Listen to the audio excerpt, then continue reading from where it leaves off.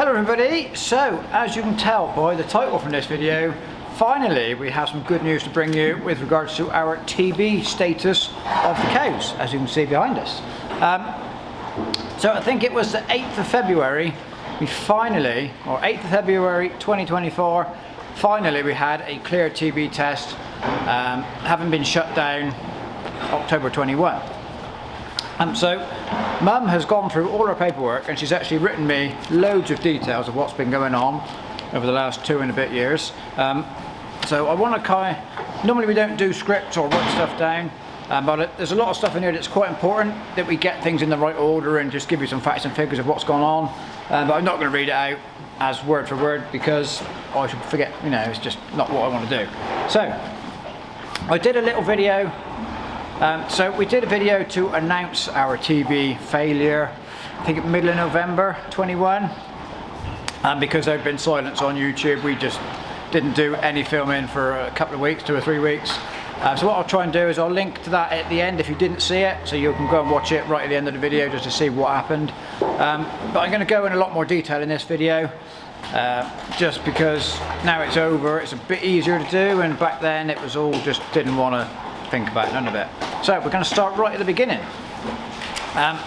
So in this area of southwest England, TB is a massive issue virtually across the whole of the southwest of England, really. And in this particular area, we have to test our cows, or in 2021, we had to test our cows annually. So every year, cows had a TB test. Now there's rules and regulations for moving cows. If you want to sell a cow to another farmer, she has to be TB tested before she moves.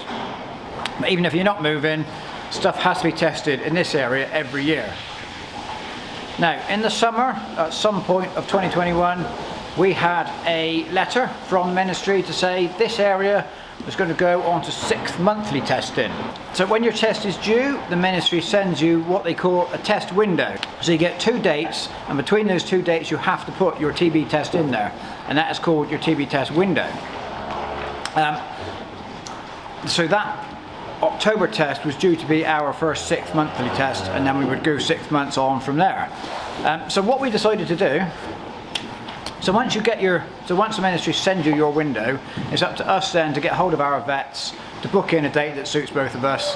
As long as it's within that window, everything's hunky-dory. You carry on, just get your test done. So because that was going to be our first 6th monthly test, we decided to go as early into that window as we could in October, and then with a view to our next 6th monthly test being kind of mid-ish April, to try and get everything tested before summer grazing season, where heifers move away to rented fields, and it's just not quite as easy to test them. So that was our plan. We were going to test as early as we could within our window. So there's a little bit of behind the scenes as to why we were testing and why we tested when we did. So now we're going to go on to the script. Okay, so we read our test on the 21st of October 2021. So that is a day everything went wrong. Up to the 21st of October 2021, we, or us, this farm, this herd, had been clear of TB for 2.5 years, which nowadays is a very long time for this area. Normally, it's kind of shut down once you get shut down, you're open for a year, you get shut down again. That's kind of how it works. But we had been lucky, we had 2.5 clear years. So we don't need to go into the details of TB testing. I think we did that in the video 2 or 3 years back now, so if you want to go and see that, that's all there. But anyway, so Gavin the tester, he came back and he came back to part 2 of the TB test to read the results. So what we do when we're reading a test, or when we're testing, we test them straight out the parlour. So they come out the parlour into the crush and then back out here to feed, carry on their day. And that way it kind of minimises stress on the cows and us. They come in, they're not all herded into a pile again to then go through the crush. So we test them as they come out of the parlour. So we start quite early in the morning. Anyway, on that day, the very first cow into the crush was what they call an inconclusive reactor, an IR. Okay, so from here on in, an IR is an inconclusive reactor. So that means the lump, so when they're testing, they're measuring lumps, reactions in the skin, and if it's a shush, she's trying to join in. So the tester is measuring the difference in skin thickness on the second day. So if it's a big reaction, the skin is a lot thicker, that's a reactor, but there's a grey area in the middle between pass and fail, that is an inconclusive reactor. So the first cow in was an IR. Okay, so that wasn't a good start. So as time went on, we were getting more and more reactors coming through. This is just in the milking cows early on in the test. At some point during the test, we got up to 14 reactors. And somebody said to Gavin, the tester, you know, what's your highest number of reactors you found in a test? And Gavin said, well, 11, you know, and we were already on 14, not even halfway through the cows. So it was a record for Gavin, and it was a pretty bad record to get, and a record for us as well. So when the tester finds a reactor, what they do, they take down all the details, all the ear numbers and whatnot, and they then have to put a ministry ear tag into the cow with, again, a number on it that they tie up between the cow's number and the number on the ministry tag. And that ministry tag also takes out a small tissue sample of the ear for DNA testing, should they ever need to. Now, obviously, TB testers and vets carry these tags in their cars to go to the tests. And on our test, Gavin actually ran out of TB tags. He didn't have enough with him, which again tells you how bad it was. So he had to ring the practice, somebody else brought out some more tags to him. By the time we had finished reading the test of the milking cows, we were at 28 reactors and 21 inconclusive reactors. So that was, as you can tell, that is why it was such a disaster to lose so many on one test. After we'd done the milking cows, we then went on and did all the young stock, the bull and heifers, the cows and stuff. And at the end of the test, we had a bull and heifer was also inconclusive reactor, and one 7-week-old dairy heifer calf was a full-blown reactor. So, okay.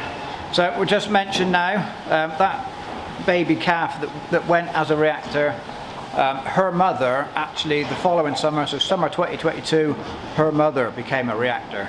So that TB was passed from the cow to the calf during while they were suckling the milk. Yeah, but it took a little while, but the calf showed up as a reactor much quicker than the mother did. So that's TB for you. So that was, obviously that is the day everything changed for us. What made it even worse, the following day, the ministry rang us up and said, because you had so many inconclusive reactors, we have interpreted the readings of your tests in a more severe manner. And as a result of that more severe reading, they took the inconclusive bull and heifer and 14 more inconclusive cows. They upgraded those to reactors. Okay, so that is what gave our final total for that the final total for that test was 45 reactors out of, at the time, about 130-ish milking cows. So, you know, that's a lot, that's a big number. So that was it. We were then fully in the 60-day testing regime. Of those 45 reactors that left, we then get post-mortem results come back in a week or so later, and those post-mortem results told us that 14 of the animals that left, including the bull and heifer that was only inconclusive but got upgraded, they all had visible lesions. So what that means, when they're in a slaughterhouse, they cut them open, they cut various parts of the cow open. Lesions can be found in the lungs mostly, but all over, they can find them in other places. So 14 of the 45 had visible lesions. So because we had such a big fail, the ministry then got in touch again to say they wanted to come back and do what they call a gamma test. So that is a blood test. Every animal over, I think, 6 weeks gets a blood test taken, and that then goes off to the laboratory and is sampled again for TB. The gamma test is said to be more sensitive, so the theory being that it would find TB in the cows that the skin test missed. And the gamma test is kind of known for taking out lots and lots of cows, and some of those cows it takes out actually could end up being clear. Yeah, you always dread a blood test because you just expect to lose a higher number of cows. You expect to lose a higher number of cows on a blood test than you do on a skin test. So the ministry came and did our first blood test on the 8th of December 2021, and 9 more cows left because of that test, which actually is not as bad as we were expecting. We were expecting potentially 20, 30 to go, so for only 9 more to go, that wasn't too bad. So for all of 2022 and the first half of 2023, we were then in a every 2 months, every 60 days testing again. During the summer of 23, we received a letter from the ministry to say should we still be shut down 18 months from our first, should we still be shut down 18 months from our initial failure, they would come back and do the gamma blood test again. And that second blood test was scheduled to take place in August 2023, okay, so August last year. So by now we were low on cow numbers, but we had lots more stock here because we had beef calves that we normally would have sold at 3 weeks old. We had to keep and rear all those. So at the second blood test we had a lot more animals to test. So on that second blood test we lost 9 cows and 1 like a 12-month-old beef animal. Okay, so 10 went on the second blood test. Just 3 weeks later, in early September 23, we were due our regular 60-day skin test, and we were kind of hoping for good things from that September skin test because we were so close, or so soon after the August blood test, but it wasn't to be. September skin test took 10 more reactors away, and at that point, after the September skin test, we had lost a total of 107 animals, which is mostly dairy cows. A few beef cows, or a few beef animals did go in that time, but to lose that many milking cows out of what is a small herd anyway, tells you how serious it was for us for these 2 and a bit years. So after the September test, our next short interval test was the 1st of December, and we very lucky that time. We only had 1 inconclusive, no reactors, so that was good. And then we went on and booked our test for the 8th of February, and that was and we had a clear test. Okay, so that was the first clear test since the start of the whole thing. We'd actually had 2 tests where we had just 1 inconclusive, but because the inconclusive from the December test went clear in the February test, we were then deemed to be open. The tester said, well, you've got a clear test, so that's good news, and also good news is because your inconclusive has gone clear, you are opened up. So very, very pleased to get that news. And what is actually quite nice, I mentioned Gavin at the start of the video. Gavin was our tester, and Gavin was actually the tester that gave us the clear test as well, so that was nice. Gavin's been with us all the way through, so it's nice that the same guy that shut us down, he got to open us up at the end. We've still got 2 pages to go of our script. So there we go, that is the basic gist of what has happened, but there's so much more to it than that. One of the biggest things with TB, with being shut down with TB, is I've always said you can't buy and sell. One of the biggest things with TB is it makes it very, very difficult to sell livestock and buy livestock in. We don't buy many as a herd, but we do need to sell calves regularly because we're not really set up for rearing them. We don't really want to rear beef. We want to milk cows. But when you're shut down with TB, you get no choice. We did actually in February 22. We were desperately short of cow numbers. We need cows to put milk in the tank to live. So we applied to the ministry. Could we have a license to buy in some cows to build our numbers back up? And the ministry are always very helpful. We've always found them very helpful anyway.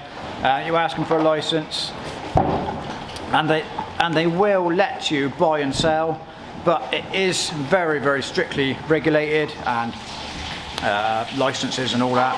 But we were lucky. We applied for a license in February 2022, we brought in 24 cows, 24 milking cows.